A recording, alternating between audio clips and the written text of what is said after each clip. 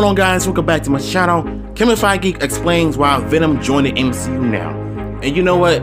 It's all confirmed that Venom is a part of the MCU. It's been documented in Venom Let There Be Carnage sequel.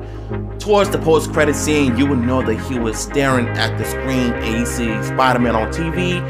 And it's already been confirmed that Venom is a part of the MCU now. And you know what? It makes sense because it works. So this one is really interesting, so let's get to the article. Of course, it's by Screen Rant, so let's get to it.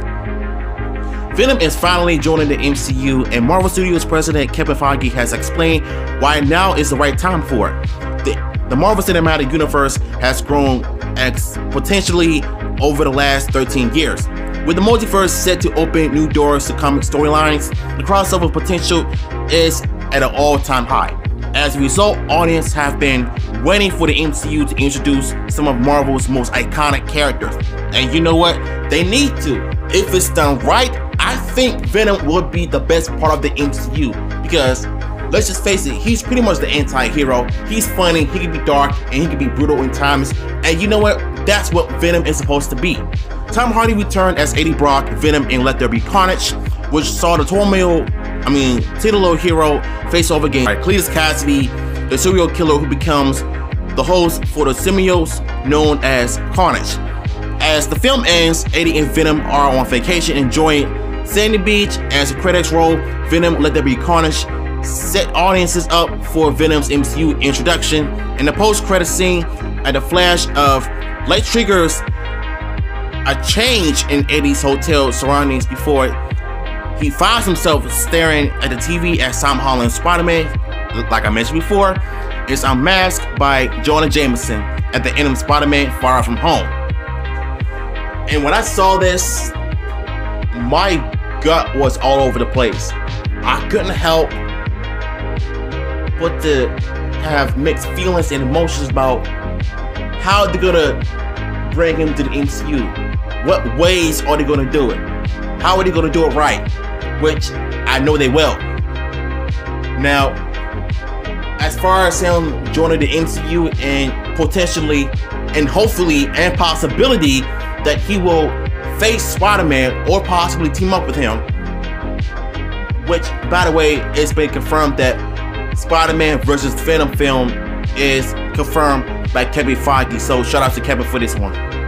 With the success of Venom and the sequel Let There Be Carnage, fans have wondered if and when Hardy's Venom would appear in the MCU against Holland's Spider-Man, which I said before, in an interview with Call It Up. He explains why Venom is in the MCU now, and that there was a lot of coordination between Sony and Marvel. So that's what he has to say. Let y'all read this for a few minutes and tell me what you think of his thoughts in the comments below.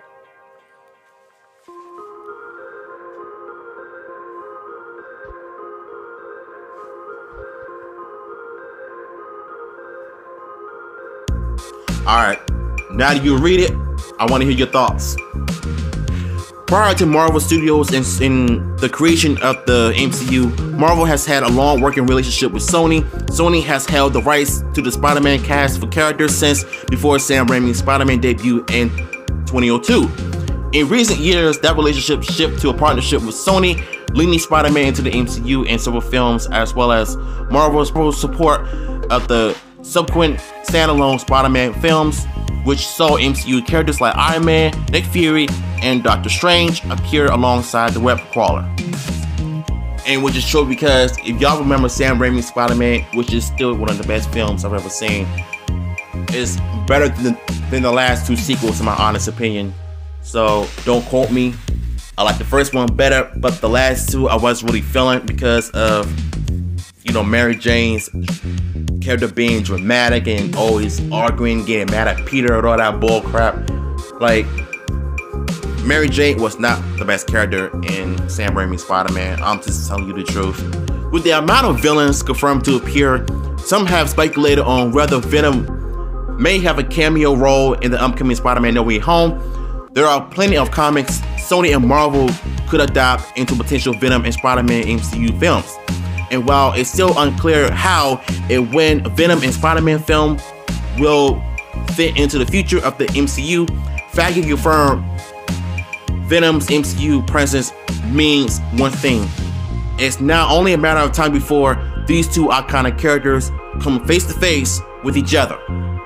And that, I agree.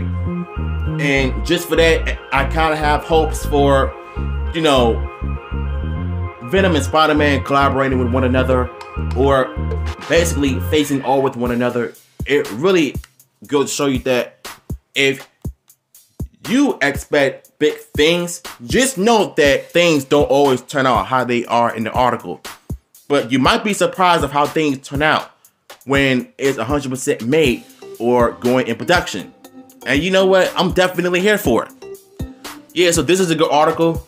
Shout out to Kevin Feige for once again, even though I stumbled saying his last name and a few other words, but those who have supported me, you understand how I sometimes struggle with reading. I don't like to talk slow. I don't want people to think I'm drunk or anything. I have to just get it out right away, because sometimes the grammars and my speech can be very toxic at times.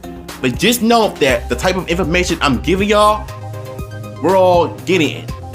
So now that we know that Venom is a part of the MCU now, and Venom and Spider-Man movie confirmed by Kevin Feige himself, so that is the one thing that I'm looking forward to the most, is Spider-Man versus Venom film. We don't know how things are going to turn out, but just know that we will be ready to look forward to the trailers.